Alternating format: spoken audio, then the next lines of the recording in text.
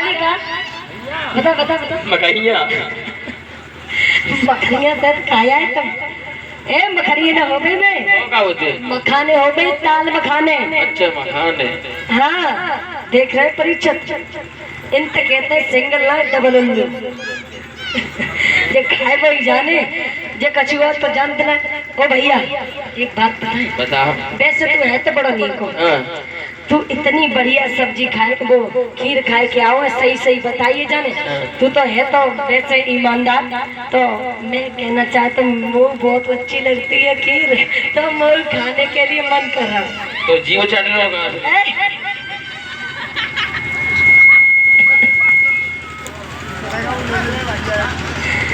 ऐसा करो, कंस ने जैसे ही कहा भैया मुझे कैसे भरोसा हो कि तू खीर खा के आया।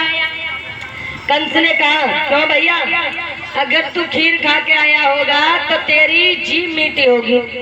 तो ऐसा है मंत्री, मंत्री ना जो संग को सकाए जाके जीभ चाट के देखिए मीठी है का। तुम चाट के देखो इसकी जीभ मीठी है या नहीं। सबने चाटने के लिए मना कर दिया। कंस गया, ए भैया जीभ निकाल जीभ, और जैसे ही उस बालक ने जीभ निकाली, कंस ने दांत से जीभ काट ली। अब वो बेचारा रोता हुआ चिल्लाता हुआ करते पकड़ बोले को तो ही नहीं। अब तो महाराज पहुंचा मैया से कहा मैया, अब कछुआ मैया भैया कहे का रो रहा बेचारा, और सबने बताया कि कंस ने जीभ काट ली जीभ। अब तो भैया खेल खेले तो बेईमानी सूची बेईमानी, और जब हारने लगा तो पेड़ पे चढ़े बच्चों को किसी को कुएं में ढकेल दिया तो हाथ टूट गया, किसी का पैर टूट गया। अब तो महाराज सब रोते हुए गए और कंस पहले ही पहुंच गया।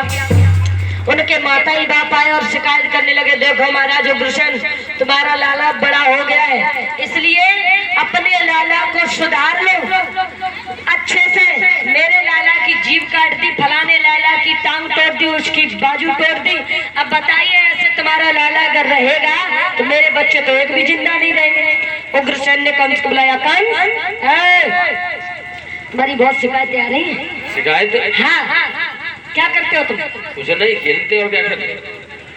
ऐसे खेला जाता है? तो कैसे खेला जाता? तुम्हें पता होना चाहिए अपने सकाओं को, जो तुम किसी की जीभ काटते हो, किसी की टांग तोड़ते हो, तुम्हें शर्म नहीं आती? एकदम से कंस कहने लगा, पिताजी इस सभा में कौन है जो मेरी ओर से मेरी शिकायत लेके आ रहा है, एक बार खड़ा करो। और गर्जनों से बोलने लगा। अब उन्होंने कहा अभी अभी शिकायत करके गए पिताजी, एक बात बताएं, अब तुम्हारी उम्र बूढ़ी होती जा रही है, तुम पर बुढ़ापा आता जा रहा है, और हमें ऐसा लगता है कि तुम्हारी उम्र के साथ साथ तुम्हारी बुद्धि भी बूढ़ी पड़ गई है, इसलिए अब तुम्हें राज्य के वैसे तुम अधिकारी हो तो नहीं, हम अच्छा तो यही बता रहे हैं कि तुम अपने ही हाथों से हमारा मुकुट रख दो तो बढ़िया है, और अगर मुकुट नहीं रखा तो पिताजी हमें भी छीन करके रखने में कोई देरी नहीं है। पिता ने कहा बकवास कर रहा है, तेरी बुद्धि खराब हो गई क्या? ये बात उनसे करना जिनकी बाजुओं में ताकत कम हो गई हो। मेरी अगर एक भी तलवार की धार तूने देख ली ना, ये जबान पर जागी, अब तो कंस और ज्यादा फल गया। पिताजी तुम्हें पता होना चाहिए, अगर पिता का जूता अगर बेटे के पैर में आ जाने लगे तो अपनी जबान बंद करनी चाहिए। एकदम से कंस की बात सुनी और झपट के गया, नीचे धकेल दिया, मुकुट जो था अपने आप उतार रख लिया। बोलिए गोविंद भगवान की। अब बताओ कोई अपने बाप को सभा में से लुढ़काए दे गद्दी से और खुद ही राजा बन जाए तो प्रजा बताओ थूकेगी या नहीं थूकेगी उसके ऊपर? प्रजा कहने लगी है कैसा राजा? प्रजा घबरा गई, राजा यही बन गया कंस। तो महाराज अब सभी घबराने लगे, पिताजी को पकड़ा और कारागृह में जेल खाने में बंद करवा दिया। सभा के लोगों आज से राजा मैं हूँ, ध्यान रखना मंत्री, तू हमारी तरफ है या अभी भी पिताजी की तरफ? हमारी तरफ। हमारी तरफ है ना। अब दो ही चार हते से महाराज कंस की जय जयकार करने लगे, जय जयकार, और कछु बेचारे दीन दुखी रोने लगे कि अब तो ये अत्याचार करेगा। कोई रोता देख कंस ने कहा मंत्री बोलो, हमें ऐसा लगता है कि मेरी सभा में कुछ लोग बेचारे दुखी, पूछ लो। ऐसा करो जो जो दुखी हो उनके हाथ खड़े करवाओ, कौन कौन दुखी है। अच्छा कंस के राज्य में कौन कौन दुखी है? क्योंकि कंस तो महाराज एक राक्षस है, और राक्षस के महाराज राज्य में कौन कौन दुखी है? एक बार हाथ उठाओ। सब लोग उठाओ, कौन कौन दुखी है? ये मुझे सब दुखी है। तुम सुखी हो? हैं? दुखी हो कि नहीं? हाथ खड़े करो। ये पीछे वाले दुखी है, इन्हें डरावा खड़े करो, खड़े कर लो महाराज। भगवान कन्हैया का राज्य सही है कंस का? तो कंस का बुरा हुआ या नहीं? तो कंस के राज्य में कोई कोई रहना नहीं चाहेगा तो कौन कौन नहीं रहना चाहता? ढाल लंबे हाथ। तो महाराज देखो, करे रहने के लंबे एक देर लो, करे रहो, करे। क्यों भैया, तुमका कंस के खानदान के होगा हैं? तुम तो आते ही ना खड़े कर रहे। उठाओ, जिन जिन्हें दुख हो बे हाथ उठाओ। महाराज देखो, खड़े रहने, खड़े है मंत्री। मैं इतना भोला भावा, अच्छा, इतना सज्जन व्यक्ति, मैं किसी को दुखी नहीं देखना चाहता। अरे खड़े खड़े रहो ना, ऐसा करो। ये लोग तलवारें सबकी गर्दन उड़ा दो। सोई सबने नीचे हाथ कर लिए। उन्होंने कहा गर्दन कटेगी तो प्राण ही चले जाएंगे। सोई नीचे हाथ कर लिए। उन्होंने कहा देखो देखो, सभा में कोई दुखी तो नहीं है। अब तो महाराज किसी ने हाथ खड़ा नहीं किया। जो गर्दन कटने की बारी आई सोई सबने हाथ नीचे कर लिए। और महाराज अब हमारे नए नए नियम सुनो। जो भी पीले पीले वस्त्र धारण करके उठाओ और जेल खाने में पटक दो। चलो भैया, जेल में बैठे। सुनो, पहले नियम पढ़ लो पूरे। हाँ। दूसरी बात सुनो, जो गले में भगवान की माला डाले, जो जाप करे माला का, उसे उठाओ और पटक दो जेल खाने में। और सुनो, जो बाबा जी सुबह सुबह यज्ञ हवन करवाएं, उन पंडित जी को उठाओ और सावन में ही ढकेल दो। से हवन बंद। और अगर फिर भी मरने से बच जाए तो उठा करके हमारी कचहरी में ले आना, उसे सूली पर चढ़ा दिया जाए। बिल्कुल ले आएंगे, चाहे कोई भी हो, ठीक है ना? ठीक, बिल्कुल कर ले। और महाराज नए नए नियम। अब तो महाराज अत्याचार बढ़ने लगा। जहाँ गौशाला थी महाराज, वहाँ पर ठेके खुलवा दिए। तो जो महाराज शराबी थे उनके तो बल्ले ही बल्ले हो गई। अब तो महाराज मांस मंद्रा सब खबने पिबने लगा। देवता लोग कहने लगे प्रभु अत्याचार ही अत्याचार है। कंस ने कहा क्यों मंत्री, कोई सभा में मैं बुराई तो नहीं करता? उन्होंने कहा भैया बुराई तो होती है, लेकिन एक उपाय है। कंस ने कहा कि भैया कोई बुराई तो नहीं। उन्होंने कहा सारी जनता तुमसे खिंचाई बैठी है। उन्होंने कहा अच्छा कोई उपाय बताओ जो जनता हमारी हो जाए। बेचारी भोली भाली जनता के ऊपर देखो कंस कैसे प्रभाव कर रहा है। मंत्री बोला देखो कोई ऐसा काम करो बढ़िया सो सारी जनता तुम्हारी जय जयकार करने लगे। कोई ऐसा धर्म को कार्य सोचो। उन्होंने कहा ठीक है, मेरी एक बहन है देवकी, चाचा की बहन, चाचा की लड़की, तो देवकी का विवाह बड़ी धूमधाम से कराएंगे। तो लोग देखेंगे, बताओ लोग अपनी अपनी बहन की शादी नहीं करवा पाते, ये चाचा की लड़की की शादी करवा रहा है तो लोग खुश हो जाएंगे। और कंस ने वही किया। कंस ने लड़की के लिए लड़का देखना प्रारंभ किया। तो बटेश्वर के पास में, हमारे पास बटेश्वर पड़ता है, बटेश्वर के पास में सौरीपुर गांव में महाराज बहुत सुंदर राजा हुए जिनका नाम था वसुदेव। तो महाराज वसुदेव के साथ में देवकी का विवाह तय कर दिया।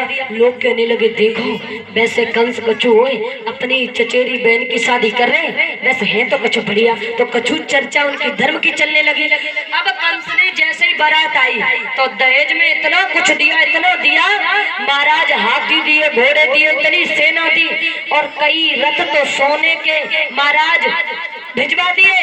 कहा कि मेरी बहन किसी भी प्रकार दुखी नहीं रहनी चाहिए। तो लोगों ने ये विचार किया देखो वैसे हमारे महाराज कंस भले ही बुरे हैं, लेकिन देखो अपनी बहन की शादी में, अपने चाचा की लड़की की शादी में कितना धन दे रहे हैं। और देखो धन के साथ साथ बेचारे रो भी रहे हैं। उन्होंने कहा थोड़ी और नाटक करवे चालू करें तो और प्रजा हमारी तरफ खिंचेगी। तो अब कंस तो राक्षस था, माया रूपी जाल से भूलेगा नहीं। तो कंस की बहन जो देवकी थी महाराज, भामरे डाल करके विदा की बारी आई तो गलबैया डाल के रोने लगे। सो वो भी रोने लगा।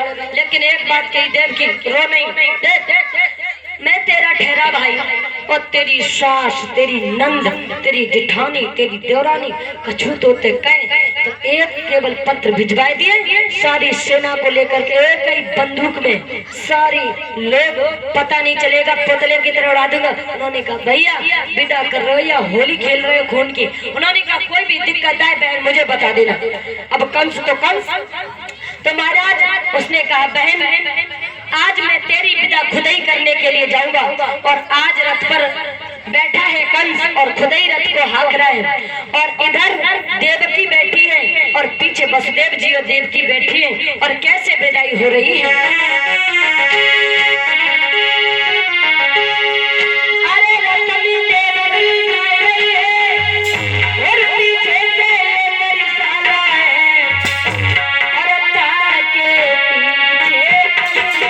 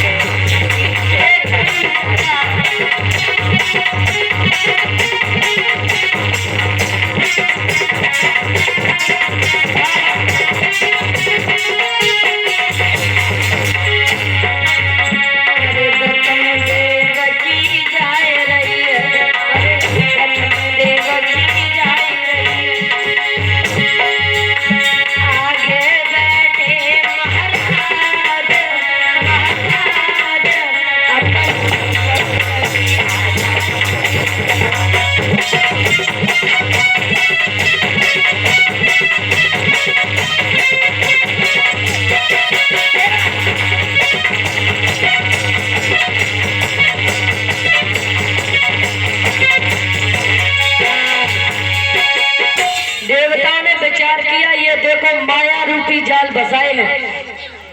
लोग तो ये समझ रहे कितना भोला वाला है, लेकिन देवताओं ने पोल खोल दी, आकाशवाणी हुई है। कंस इतनी हर्षोल्लास के साथ बहन के साथ तू जा रहा है ना, इसी बहन का 8वां गर्भ से जो बालक होगा वो तेरा काल बनेगा। और जैसे ही आकाशवाणी हुई, आज कंस का असली रूप पता चल गया। कंस रथ से उतरा, देवकी के केसों को पकड़ा और खींचता हुआ रथ से नीचे डाल दिया और कहा, मैंने बांसुरी नहीं छोड़ूंगा तो बांसुरी बजेगी कैसे? जब देवकी नहीं रहेगी तो पुत्र जन्म कहाँ से लेंगे? तलवार को उठाया, मारना चाहा, वसुदेव जी ने तलवार को पकड़ लिया। कहा कि भैया तुम्हें देवकी से डर है, ये देवकी के बालकों से, देवकी के पुत्रों से डर है, देवकी से कोई डर नहीं। उन्होंने कहा तो ठीक है, जितने भी बालक होंगे मैं तुम्हें बारी बारी से देता जाऊंगा। ठीक है, तो ऐसा करो, हम तुम्हें तुम्हारी ससुराल नहीं भेजेंगे, आओ ये कंस के जो जेल खाने हैं ना, ये तुम्हारा घर है। हथकड़ियां बेड़ियां डाल दी, एक जेल खाने में छोड़ दिए। बोलिए गोविंद भगवान की। देवता लोग कहने लगे अब तो अत्याचार ज्यादा बढ़ रहा है। देवकी का पहला बालक हुआ, वसुदेव जी ले गए, कंस ने छोड़ दिया। इधर हुआ क्या, नारद जी को चैन नहीं पड़ा। नारद जी ने कहा ऐसे ही बच्चों को छोड़ता रहा तो भगवान को आने में देर हो जाएगी। 8 पुष्प की पंखुड़ियों का पुष्प लिया और महाराज गिना